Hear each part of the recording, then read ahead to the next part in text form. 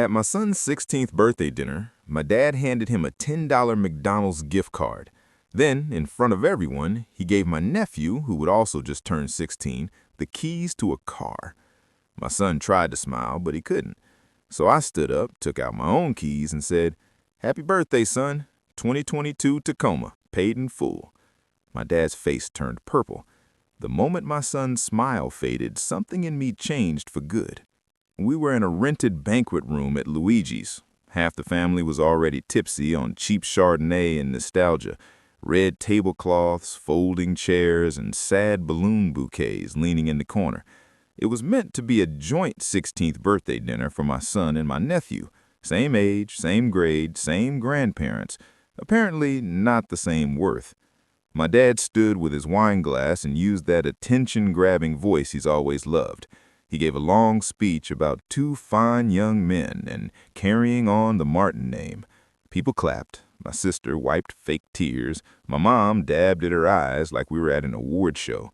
Then my dad pulled a small white envelope from his blazer and walked over to my son. "Happy birthday, Liam," he said loudly so everyone could hear. Liam accepted it with both hands. He was 16, but in that moment he looked 5, hopeful and eager to do everything right. He opened it and pulled out a plastic card. I saw it before he did. $10 to McDonald's. He blinked at it. You could see him trying to arrange his face into something polite. The corners of his mouth lifted slightly, but not enough. "Thanks, Grandpa," he said quietly. My dad patted his shoulder like he had just funded a college education. Then he turned to my nephew with a dramatic pause. "Now, Brandon," he announced, "we thought you deserved something a little more special." My brother-in-law raised a jingling set of keys, clearly proud. Everyone knew what they were. They had been hinting about it for months. Brandon's eyes widened. My dad even made a drum roll sound with his mouth. "Let's go see," my mom said brightly. The room rushed toward the side door. Chairs scraped, phones came out, coats were grabbed. Everyone wanted to witness the big reveal. I looked at Liam. He stared at that $10 gift card as if it might transform if he focused hard enough. His knuckles were white around it. When he noticed me watching, he tried to joke. "At least I can get like 2 McFlurries," he said. His voice cracked on the last word. The second smile didn't work either. My throat tightened. My hands shook under the table. Outside, I heard the door open and the chorus of "Oh my God" and "No way" from the parking lot. Normally, I would have stayed seated and swallowed it like always. Instead, I stood up so quickly my chair tipped over. "Come on," I said. "Dad, it's fine." "No, let's go." We stepped into the cold. Everyone stood around a used silver Civic with a large red bow on the hood. My dad grinned like he had made a life-saving donation. "For our firstborn grandson," he announced, patting Brandon's back. The keys shined in the January sunlight. My dad glanced at me, waiting for approval. That familiar, silent expectation. Say thank you, appreciate what we've done. I reached into my pocket and felt my own keys. Heavy, solid. My heart pounded so hard it drowned out everything else. I walked over to Liam. Surrounded by cheering cousins, he looked smaller than ever.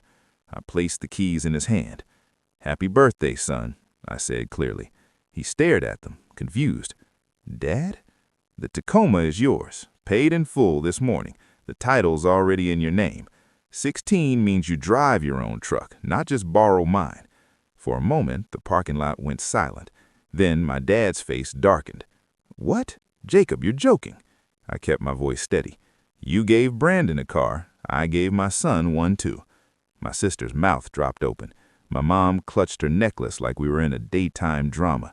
A few cousins looked like they were trying not to smile. Liam looked stunned. "Are you serious?" "Check the glove box. Insurance cards are in there with your name on them." He walked to the red 2022 Tacoma, parked a few spaces away, the truck I'd been driving to job sites for 6 months. He ran his hand along the door carefully, like it might disappear. Behind me, my dad leaned close. "You couldn't wait? You had to outdo us over a truck?" For once, I didn't look away.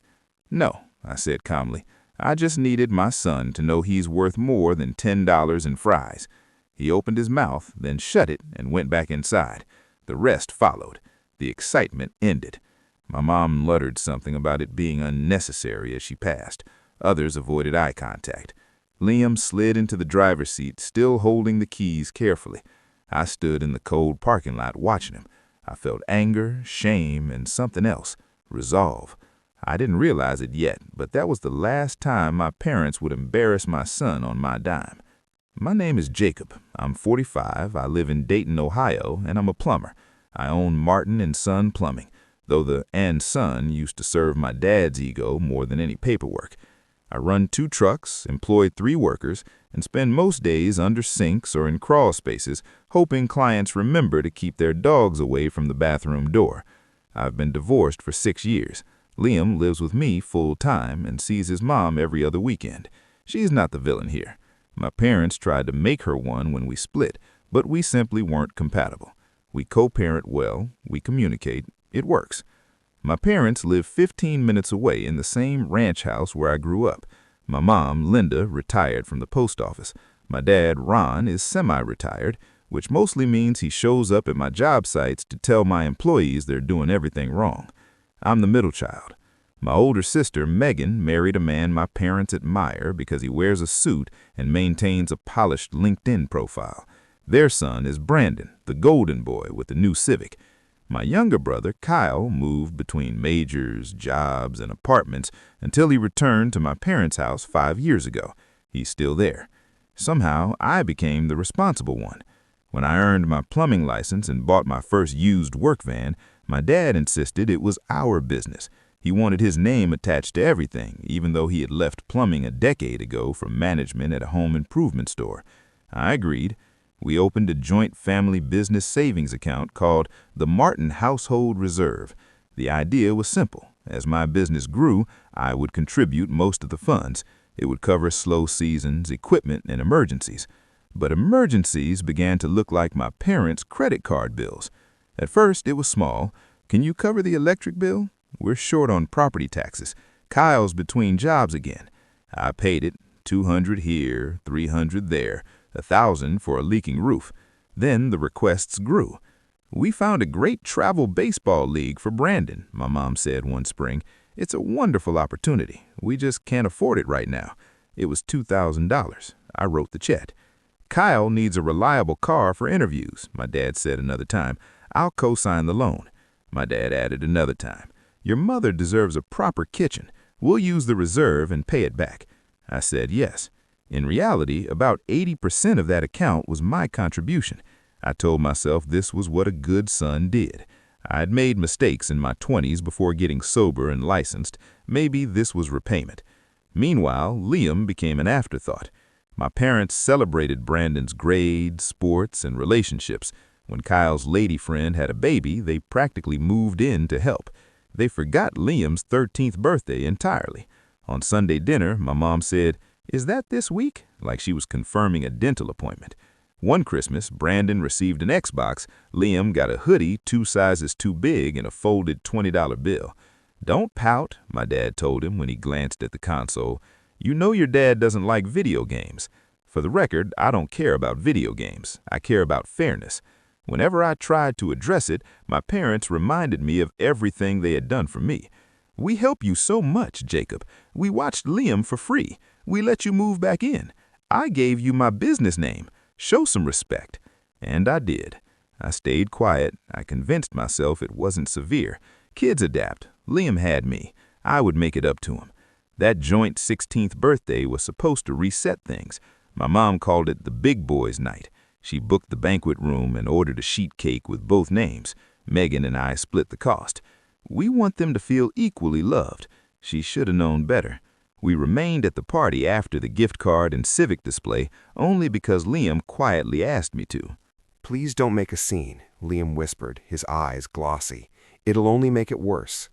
So I didn't raise my voice. I didn't cause a disruption. I sat there and watched my dad toast Brandon's bright future while Liam traced shapes in the condensation on his soda glass. I saw my mom pull Megan aside to discuss insurance details for the new car, their heads close together like business partners.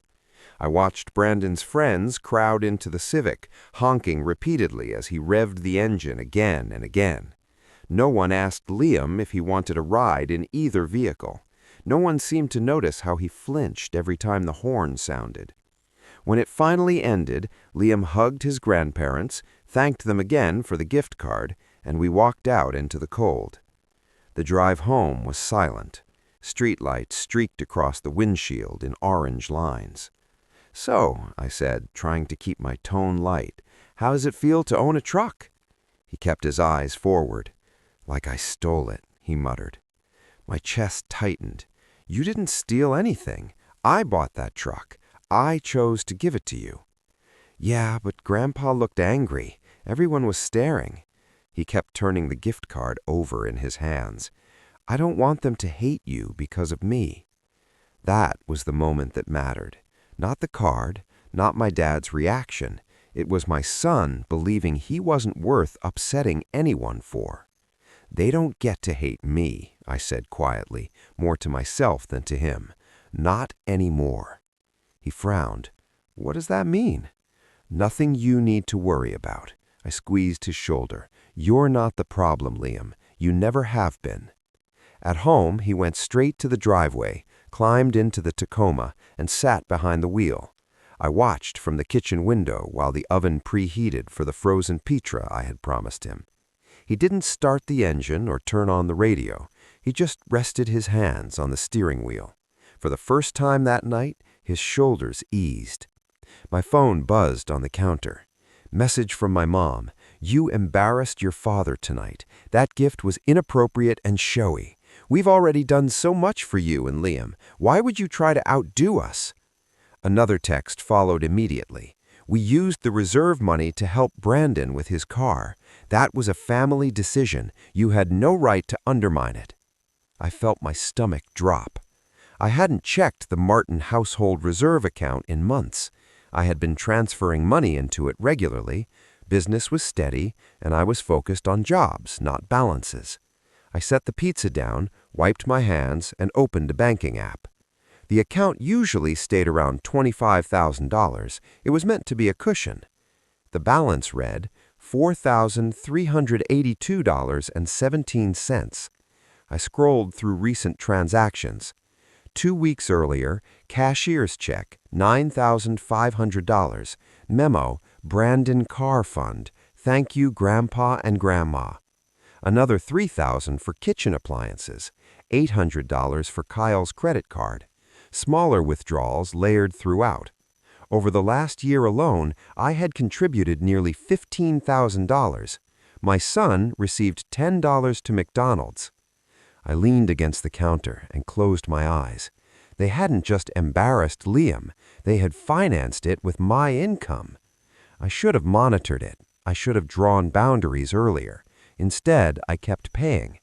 When I looked again, I saw the joint owner line under my name, Ronald Martin. The anger shifted. It stopped feeling chaotic and became controlled. I picked up my keys. Banks are usually quiet early on Monday mornings. I took the day off for personal reasons. My employees didn't question it. They've seen my dad show up at job sites to observe and leave with petty cash more than once. The teller recognized me. "Morning, Jacob. I need to make changes to a joint account, Martin Household Reserve." She directed me to a desk where a woman in a navy blazer, Marcy, senior account specialist, sat waiting. "How can I help you today?" "I'd like to close the joint savings account." She typed quickly. "I see you listed as primary and Ronald Martin as joint owner. Close it entirely?" "Yes. Transfer the remaining balance to this account." I slid a note across the desk. "Liam Martin, Education and Savings." She hesitated. "If both owners aren't present." "I'm the primary account holder," I said evenly. "The deposits have been my business income for years. The funds have been withdrawn without my knowledge. I'm closing it today." She paused. Then she would confirm with her manager. While I waited, I noticed a poster on the wall about building your financial legacy. I thought about my father's idea of legacy, a shared account used freely, a grandson treated unequally, expectations framed as obligations. The branch manager joined us. "As primary owner, you are permitted to close the account," he explained. "The other owner will be notified. "That's fine," I replied. Paperwork was printed. I signed. A cashier's check was issued and deposited into Liam's account. The reserve balance dropped to zero and disappeared from my dashboard. 10 years of acting as a financial safety net ended in one morning. Outside, my phone buzzed before I even started the engine. I let it go to voicemail. Then the messages began. "Dad, what did you do? The reserve is empty. This must be a mistake. After everything we've done for you, we have bills tied to that account." I drove home. Liam was at school. The house was quiet. I made coffee and sat at the kitchen table, phone face down, expecting panic. Instead, I felt clarity. I wasn't retaliating. I wasn't acting out of spite. I was redirecting money I had earned into an account that actually included my son. By noon, there was heavy pounding on my front door. I opened it to find my parents standing there. My dad's face was flushed. My mom's expression was tight. "What did you do?" my dad demanded, stepping inside. "Don't avoid the question." I closed the door calmly. I transferred my money from the joint account into an account for my son, the one that keeps getting overlooked. "That was a family account," my mom said sharply. "It was funded by my business income," I replied, "and used for vacations, Brandon's car, and Kyle's debt. My son received $10. My dad let out a short laugh. "You're jealous, that's the issue. You couldn't stand that we did something substantial for Brandon, so you had to counter it with your truck stunt. Now you're emptying our savings." "You haven't deposited into that account in years," I said. "That's not the point," he snapped. "It is," I answered. "If I'm the one contributing, I decide when it stops, and I'm done." My mom shifted to a softer tone. "Jacob, your father is retired. We're on a fixed income. You can't just cut us off. We have property taxes, insurance." "For the Civic?" I asked. "I saw the memo, Brandon Car Fund." "That was a gift," she replied. "Grandparents helped their grandchildren." "Which grandchildren?" I asked evenly. They didn't respond immediately. "You expect us to buy Liam a car too?" my dad scoffed. "You already did that." "You've always been dramatic," he added. "We can't give every child the same things. Brandon's the firstborn. He stays nearby. He helps us." "He's the acceptable one," I said quietly. Silence followed. My parents had never fully accepted that I became a father at 21, without stability or planning.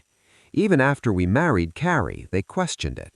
When we divorced, they considered it confirmation of their doubts. Brandon, on the other hand, represented stability in their eyes. 2 incomes, suburban home, structured life. "He's the first grandson," my mom repeated, "and apparently the only one who counted when you accessed that account," I said. My dad stepped closer. "We took care of you. We helped when you were in debt. We watched Liam. We attached our name to your business. You owe us." There it was, the word owe. I thought about every time Liam was sidelined, every weekend job I accepted because my parents needed help, every deposit I made without question. "No," I said. "What?" "No.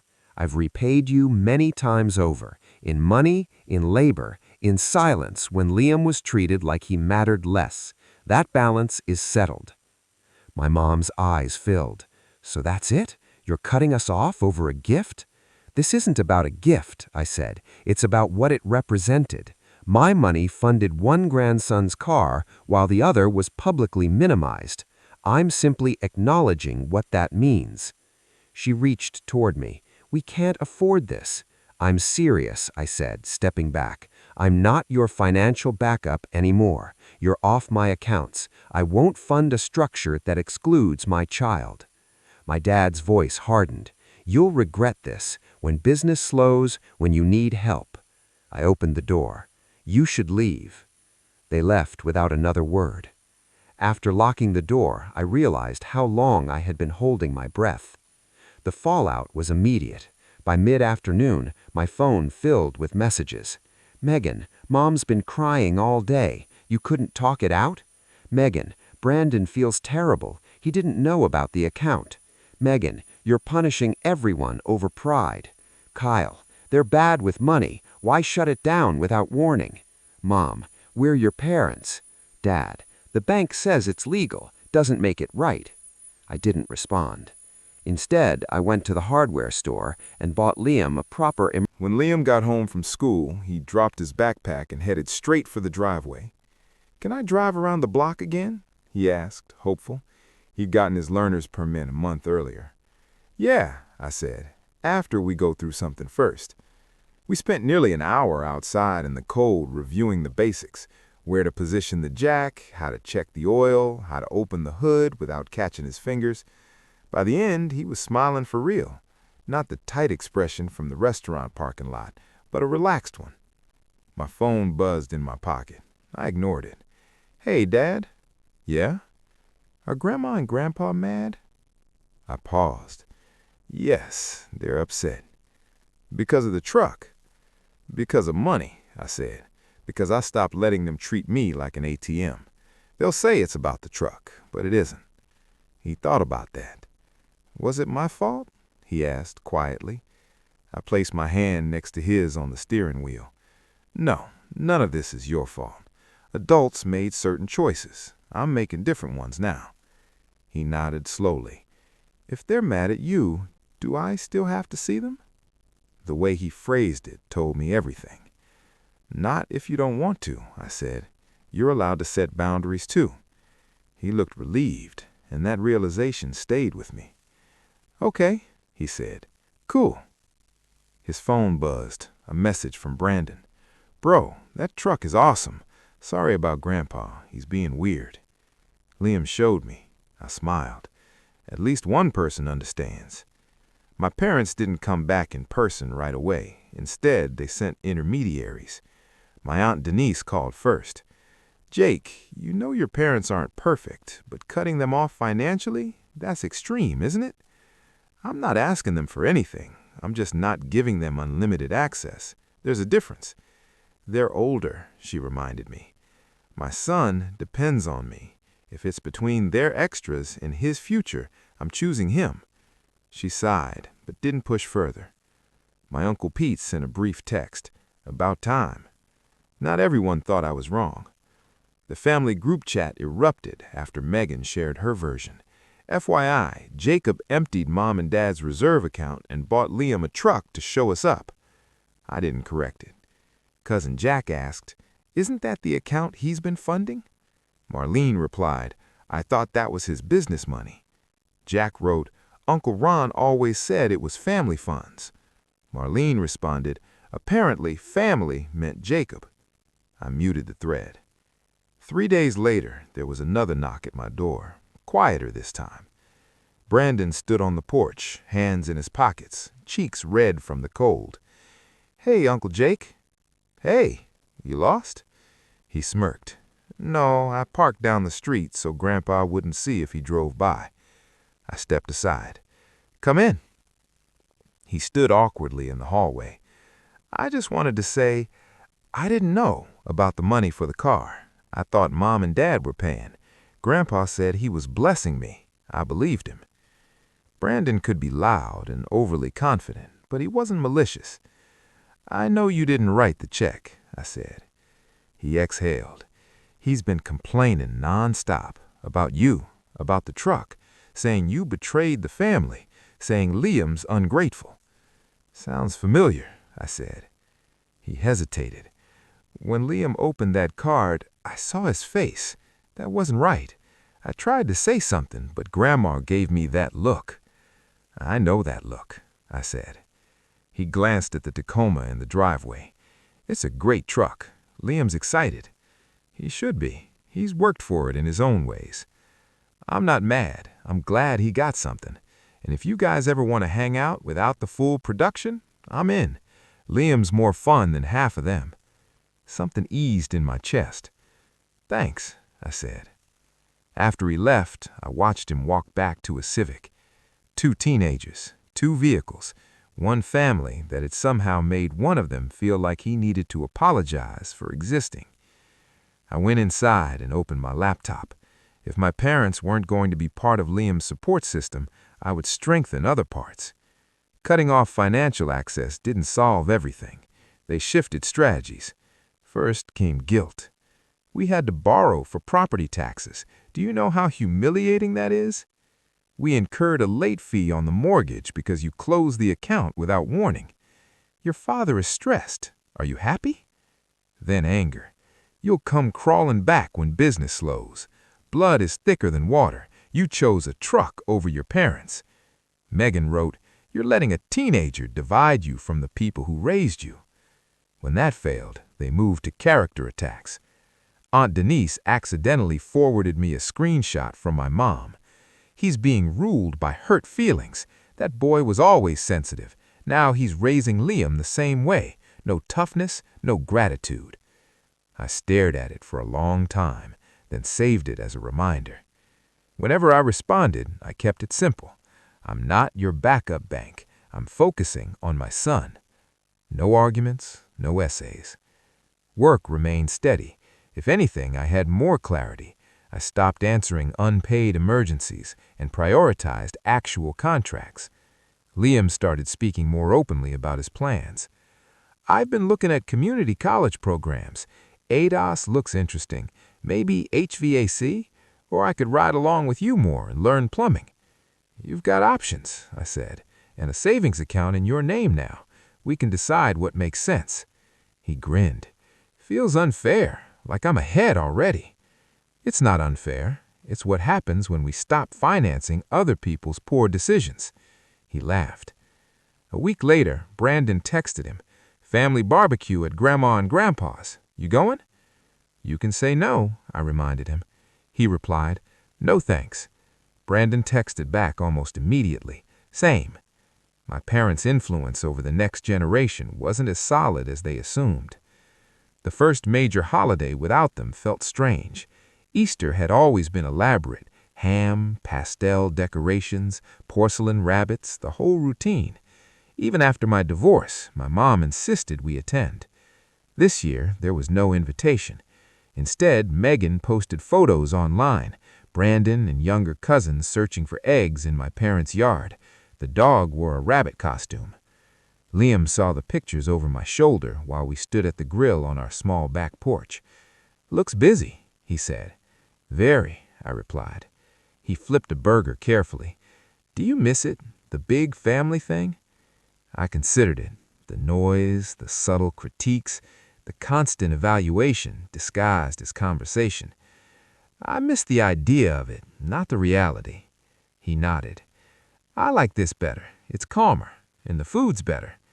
"Are you claiming my burgers beat Grandma's ham?" "Grandma's ham is dry. Everyone knows it." We both laughed. Halfway through dinner, someone knocked on the fence gate. It was Kyle. He stood there, hands slightly raised. "Smells good.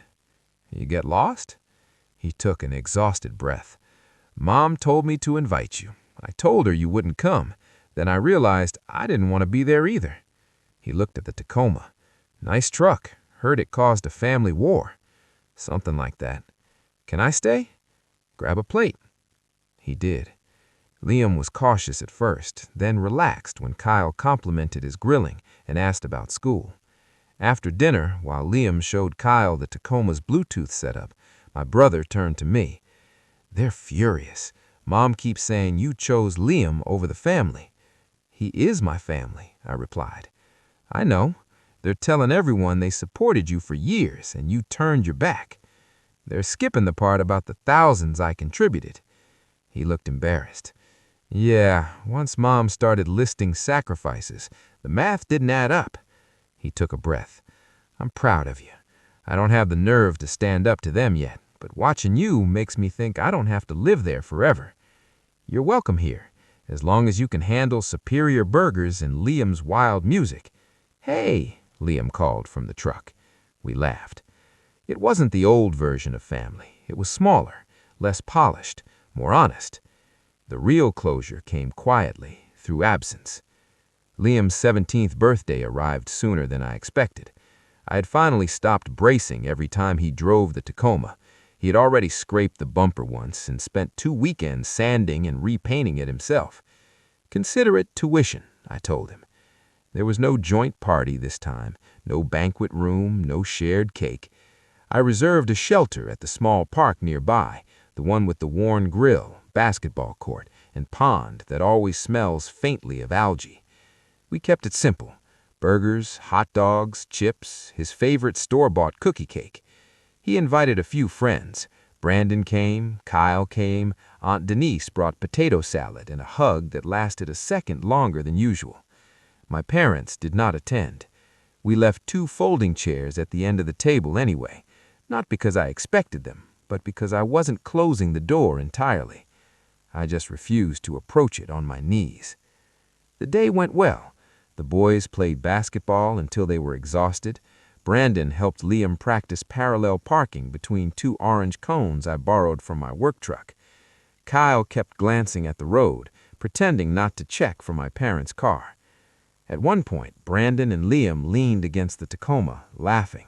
The sun reflected off the slightly imperfect bumper Liam had repaired himself. Aunt Denise stood beside me. "You okay?"